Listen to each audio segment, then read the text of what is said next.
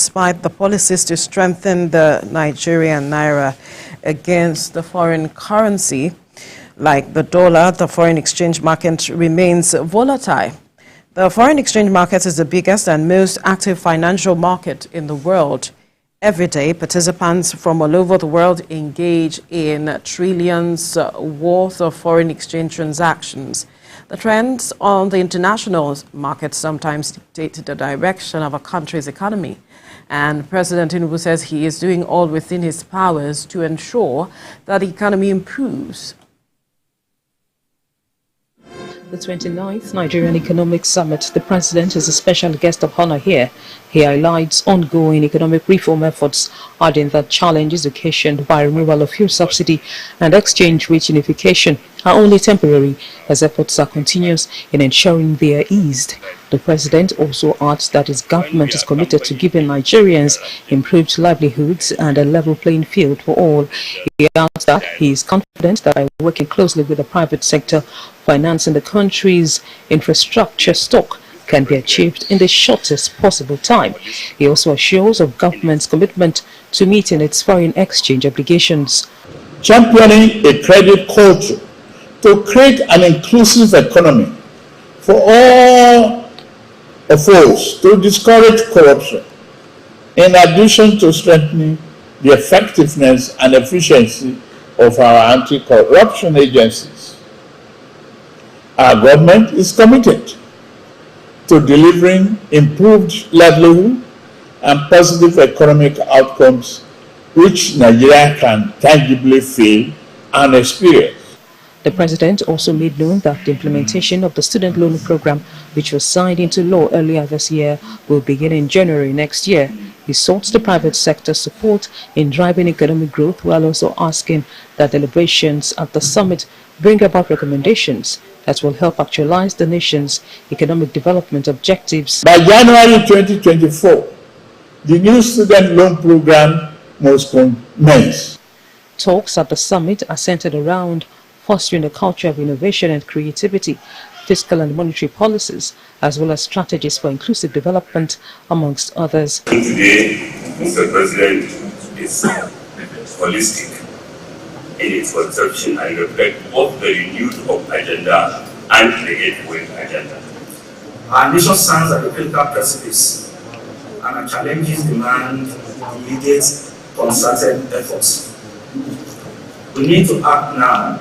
The theme for the 29th Nigerian Economic Summit is Pathways to Sustainable Economic Transformation and Inclusion. Lara Polayo, TBC News, Abuja. All right, joining us in the studio is policy analyst Sesan Okunade. Sesan, good morning. It's good to have you good morning. Join us. Good morning. Thank you for coming. This morning. If you look at the papers this morning, the government stemming from that economic summit, the president is putting measures in place to addressing a forex crisis, so to speak, and 2 executive orders were signed according to the minister, and then went ahead to say that the government is looking to tackle this illiquidity by injecting about $10 billion into the system, and then is also saying that, and this is going to come in a matter of weeks, and then it also went ahead to say that they were going to digitize forex transaction, punish speculators. That's on another hand. And if you look at another paper, well, the matter of the executive orders that were signed by the federal government to addressing this, saying that monies outside the banking sector can be brought in, and encouraging domestic persons to just bring in these monies back into the system. I am wondering what you're reading or interpreting with all of these measures being put in place by the government. Thank you very much, Vera, and once again, good morning to all our viewers. Looking at some of the measures, well, the executive orders and some of the policies that we are having, you ask yourself, when I listened to the other one that spoke about bringing the money outside the bank back to the system, reminded me last year what we went about with our own domestic money, not even foreign exchange now. And I knew the current president happens to said that was a target after him. Yeah. My question now is, now that you're trying to mop up funds from outside the banking sector and bring into the system, who are you targeting? You see, most of the time we speak so much of grammar, but there are basic, simple things that we expect the government to actually put in place.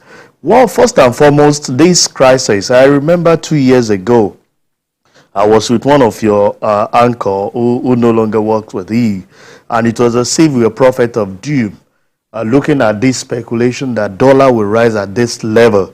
And they were like, what's actually the issue behind it? And you looked at it, a country that is not producing anything, as we speak, there is no how you can commend anything or contribute to the bottom line. All the time, you have a pot that everybody is taking from, and you are not putting anything inside it to get something to yourself, and you want improvement. You ask yourself, how would that apply? What are the basic things? You see, we have resources in this country that we can harness. I was in a program last week, and I listened to one of the paper presenters referring to just 1983, while a dollar was equivalent to a naira. The man was bold. I will still call him a very young man. I'm sure approaching his 60s. Will say, as at 1983, I know I wasn't a young boy too, but a dollar was equivalent to a naira. And today reverses the case. Ask yourself, what exactly were they doing in 83 that we're not doing now? The missing gap is production.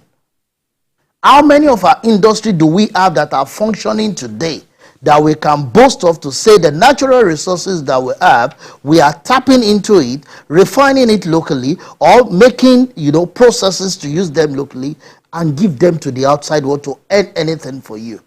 If you stay at home on your bed and you are not doing anything and you expect money to come, even if you have 1 trillion naira, you see that thing was diving. So, to cut the story short, first and foremost, I think government needs to be intentional about how we get some of the things that we need to do to make production start happening, so that we can contribute to the global space. As we speak, we are tapping from it and we are not contributing anything. In that intentionality, you remember that we tried to be intentional when borders were closed at a point and bags of rice became quite expensive in the market.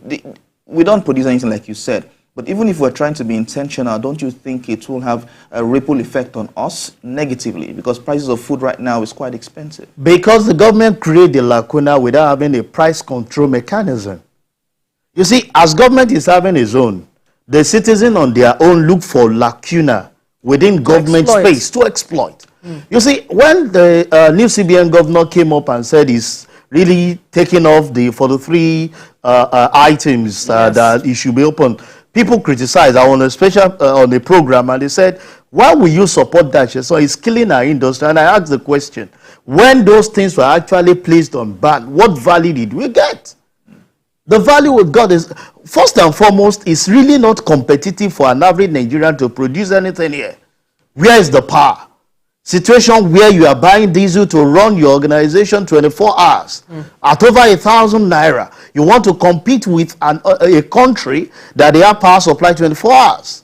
Situation where there is insecurity to move things from one place to the other. You want to compete with a country that is having that peaceful environment to create those things. First and foremost, it's incompetitive for us to compete with those people out there, and that is why you see average manufacturers out here that are still here, because majority of them has actually exited. Those that are still surviving are struggling. And that's why for me, most of the time you talk about monetary term, fiscal term, the woman on the street do not understand that. What they want to know is that how are you actually providing safety? There are people that within the locality, you see, within the context of what you have, people travel from here to the north, to the east, to the south by road, bring goods and service and transact. But as we speak, the logistic arm of our economy is dead. How many people can go by road from here to Nnewi to go and get parts that they will bring to Lagos? So, in your own view, where do we start from? You've mentioned a whole lot. Where do we start from if you, for instance, you just assume the new term as a president? What would you start from to ensure that this increase goes down, we have value in our economy? First and foremost, the intentionality in making sure that most of the things we have infrastructure to ride on them. How can we work in such a way that we can have power supply? It is only here we talk about alternative power supply. Every businesses are going down the drain every day, and power is strategic. That's one. But that was why we privatized it at the time. As at the time we privatized, how much of monitoring are we giving to it? Is there any difference from what we had as at 2013 and today? The answer is we keep dilly-dallying around the same area, and we keep saying we are monitoring. How much? What is the regulators doing in making sure that people, you talked about, when you talked about power, people will say, how much are we generating? We gave contract to Siemens for transmission. The disco have been privatized. We should have improvement. Between 2013 and now, we have not exceeded 4,000 in generating the electricity we are generating. For over 200 million people, how will that work? How much of that is being generated are being transmitted? People are complaining. And you know, before now, it's even much better when we buy diesel at 150, 180, 300. You can even accommodate those things. How do you survive with buying diesel at 1,000 when you don't have power there for you to function? That is one area. People talked about speculation. I've read through where they said they want to digitize the process. Will that address it? Even when you did, before digitalization, there will be processes that will have been doing manually. How much of manual, monitoring are we doing? How many of the speculators that are, several times we have heard issues, these are the people, they borrow, they change, these other ones are the ones that are actually, how many of them have we actually picked up to punish? That they're actually the one that are, most of the time will come, talked on paper, tell people raise their hope, but we hardly punish when we see people that are actually affecting the economy of this nation. This is a country where we have dollarized all our processes. People are paying rent in dollars. How is that obtainable when your local currency is naira? How many of those people that you know that are doing this have you brought to justice? These are instances. You see, at times you come, I can come and be talking grammar, microeconomy, basic things needs to be addressed. Businesses are dying every day. People are struggling to make ends meet. As we speak, so many organizations have resorted into alternative days of working because of the subsidy we have removed. You ask yourself the question, what are the preparation of the government before the removal of subsidy? People struggle to go to their offices every day. When you don't go to office, you rely back at home. Do you have power to even work from home? These are issues that we are faced with. So in all of this, and government must be intentional in making sure that those things are fixed infrastructure-wise. Then we can. The other intentionality of government is the supply of foreign exchange through the NNPC. Because it's believing there'll be increased production, reduction in expenditure from transactions such as forward sales and all of that. I'm reading what government said. I'm reading the way you're looking. I'm reading what government said. But we have read this over time. You ask yourself the question before now. Our major area of revenue generation is via crude oil. You and I, we have discussed on this platform thefts in that sector. Which the president, has been speaking about. Speaking or acting. And how many people have we brought to justice that are actually perpetrating this ill that is affecting our economy? A vessel was burnt, remember, because they were caught stealing Nigeria's crude. But some of us were against it. That why do we have to? They said that is the best way to go. That is the resources that would have generated income for us that we are setting ablaze because people are stealing it. What are the control mechanisms that you are using as you are tightening the belt of citizens, tightening the belt of some of the people that are perpetrating the ills that is affecting? We are supposed to be producing as much as 2.2 million barrels per day. But as we are struggling within 1.2. Imagine what a million differential at the cost that we are selling at the international market now. over $90 per barrel. You can imagine what we are losing. We are shrinking the aspect of our revenue. We are not speaking to it. And how much of cost of governance are we reducing? As far as I'm concerned, in as much I can see the effort the government is putting in, a lot of businesses are not growing. And we can't continue like this. I don't want to be a prophet of doom. Wherever way we want to pick it, we said it before now.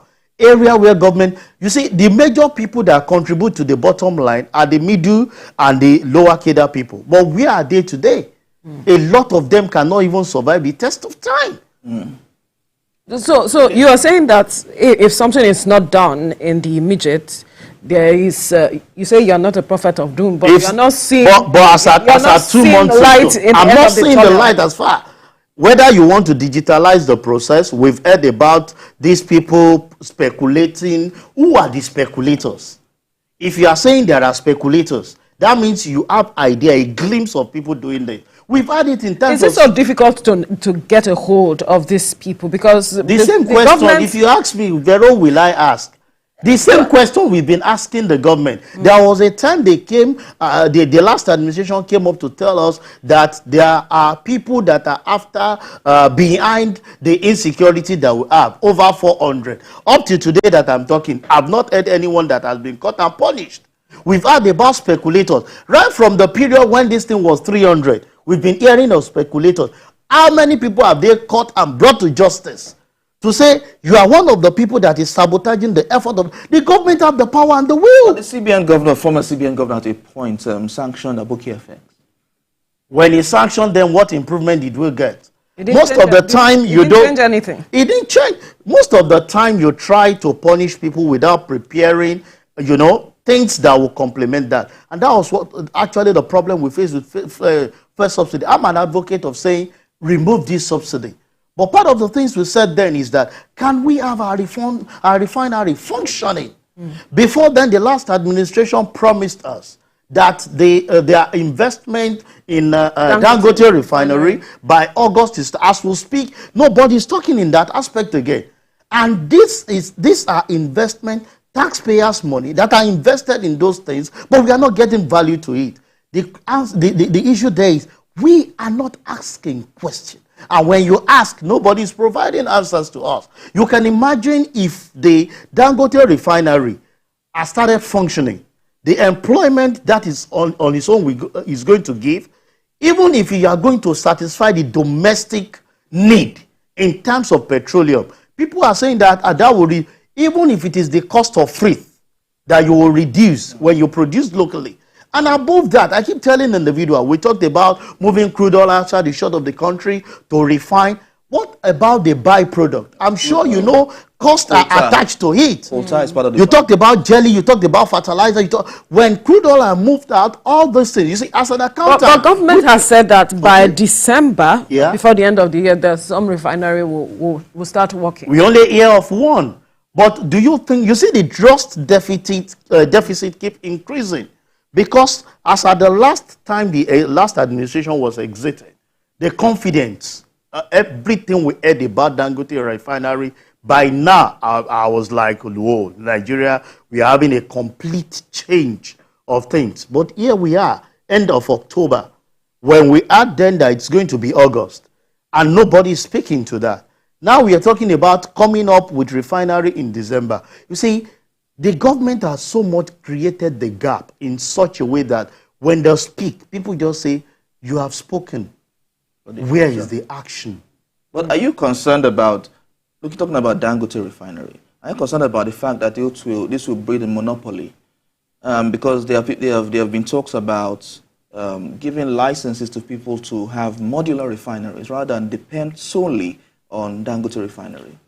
Whether it's monopoly or non monopoly, there are other things, because government have stake in that organization, of which we are told about 20%, which is not small mind.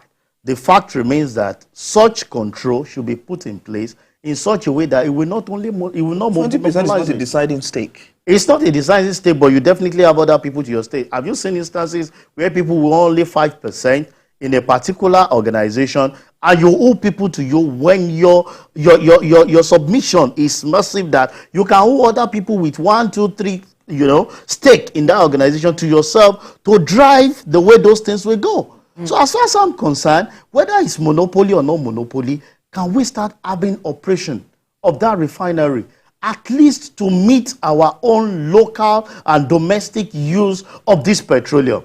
What that will do again is that the refinery created by Dangote, we have the fertilizer arm, which will assist us in agriculture. We can resuscitate the area of jelly. We can resuscitate the area of having bitumen from some of these. There are a lot of byproducts that if you attach costs to it, they are input to other arm of the government, of economy, that people need. But currently, what are we doing? Some of those things are also being imported. That on its own is putting pressure on foreign exchange.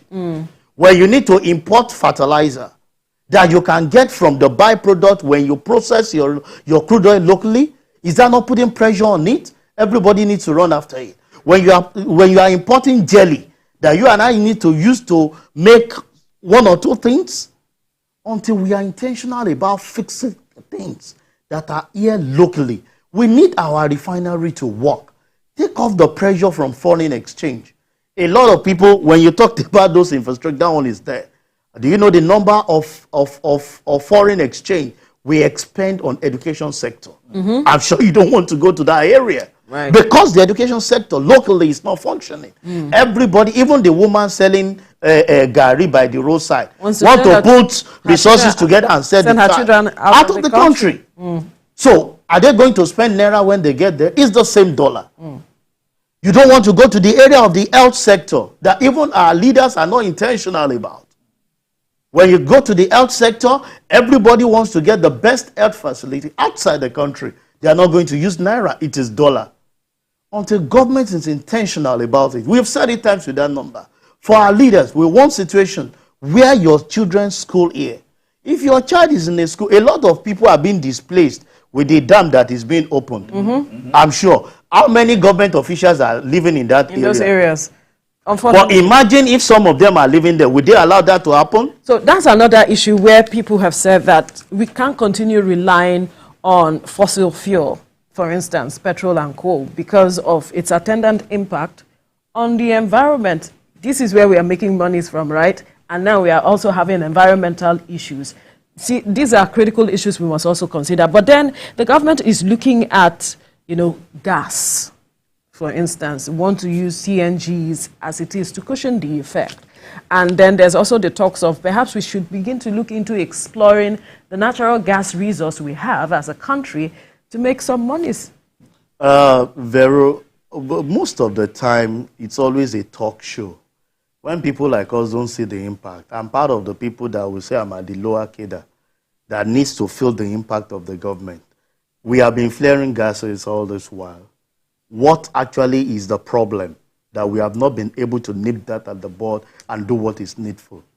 CNG buses, is it today? We are one of the highest gas flaring nation in the world, where people, I look at instances of government's ill preparedness to issues.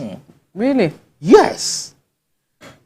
I will go back to the dam that is being opened. I'm sure if it is some country, rather than creating an negative impact on the citizen, they would have gone around to see how to create area to utilize that which is being considered as a wastage and impacting negatively on the citizen. But most of the time, I ask myself the question of lot of wastages that we have. I've had opportunity outside this country to see that some of the wastewaters are being processed in some country, and the people you won't even know that it is that the dirty waters that is coming out of your houses that is still being processed that you are drinking. Okay. A lot of that is being done in the developed world. Is to tell you that nothing goes to waste at any point in time. But here, those things that you can even make use of to develop the country, You and I are seeing it wasting on the road. Do you want to talk about the infrastructure when it comes to road? I was on my way from Lagos to Benin 2 weeks ago. Quite disheartening that our hard-earned tax money that was spent on that road has got that bad that is becoming unmotorable, and a lot of accidents happening on that same road. So, these are investment we expected. Those days that the likes of Baba Awolowo, when dollar was 1 naira to $1, when they construct road for us, a minimum of 15 years, how can you boast of it currently? To say road being constructed under 5 years is already giving way. Is to tell you that the government is not intentional in monitoring the activities of those contractors, and that's why they are doing what they should do. But they should remember that it takes payers' money. Because I felt so bad. That is just one. It's been a while, because this particular one, I just have to go by road. Most of the time, you fly. I say, okay, let's just have a way and go by road and see. So that we are social commentator. I saw. Because a few years back, when that road was actually being fixed, I applied and I gave kudos to last administration. But where are we today? You just need to go. So you can imagine pockets of such failure on what we have done that should have lasted for longer time, that this new administration will be investing on again. I think government should be intentional about making sure that when you face a particular infrastructure development, follow it to letter that it can be durable. I still have roads constructed for over 20 years in some areas that when you see the thickness on that road, although it's given way, but you can see the impact when that road was created, the quality of the delivery that we have there. And these are areas government needs to look into. Most of the time, the few money that we have, that we are supposed to use judiciously, we are over recycling it in doing the same thing practically every year without getting value. So I'm coming back to this matter of intentionality of government as it is, because we're looking at the economic outlook and something has to be done as quickly as possible.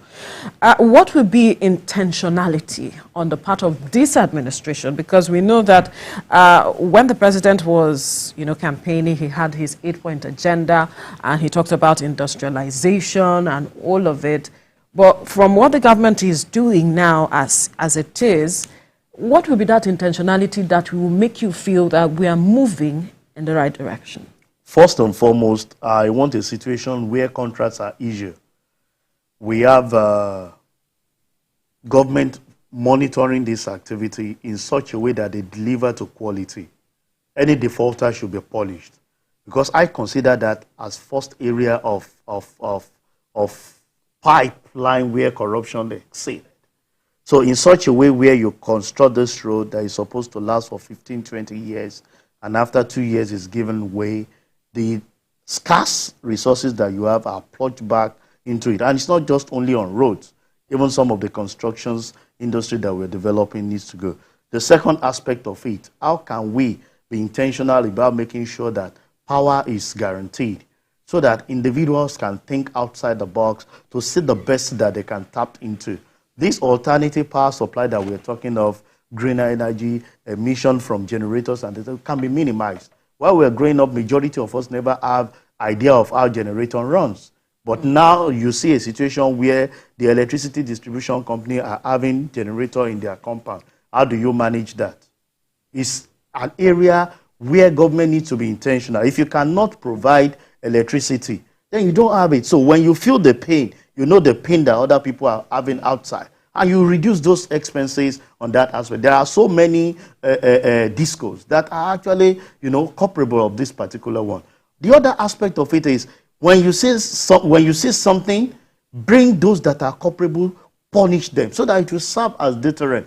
Most of the time we keep saying, we have seen this, we are going to block this area. Who are the people that are actually creating those ills that is affecting the economy? How much of punishment are you waging on them? I keep telling the individual, when this issue of insecurity started, it started very small. But we just took it on lip service, that we know the people that are there, we will deal with them. Now it has become a major area of revenue for a certain set of people. Kidnapping, banditry, terrorism. Because when it started, we did not actually nip it at the bud. And that's why government must be intentional. When certain set of people are actually, misaligning or mismanaging or distorting your flow in area of policy, those people should be brought to justice. Let's deal with them so that it will serve as deterrent to others. That is very fundamental. A lot of things are going on in the financial sector that are questionable. How many people have you actually punished? Now, my fear is if you are trying to mop up funds from outside the bank to the banking environment, I hope we are not going to have a repeat of what we had at the beginning of this year in terms of cash crunch. That this will now be more devastating. Why? All the things we rely on currently are imported. Your toothpick, your food. Just yesterday I was hearing when our former president, Obasanjo, was saying they should ban the adire that you get at Abeokuta there. Are you aware that we now import gari that you can make locally, both yellow and white gari? Yeah. We now import them from China. Many states prepare gari on their own. But today, it's imported gari that we are consuming. There's imported stew, actually. Imported bread. I saw one being displayed at the rate of 10,000. Bread that they put. So you can see how devastating, and you are asking that the cost of the exchange rate will not continue to grow up when those things that we can produce domestically here are not being consumed. I wonder where you want me to buy imported bread for 10,000 when I get bread. I would prefer locally made gari. Yeah. Anyway, we have to leave this conversation here now. Sesan Okunade, financial analyst, so much has to be said. And I hope that those who need to hear your message have heard. Thank you Thank very you much so much Thank you for your time.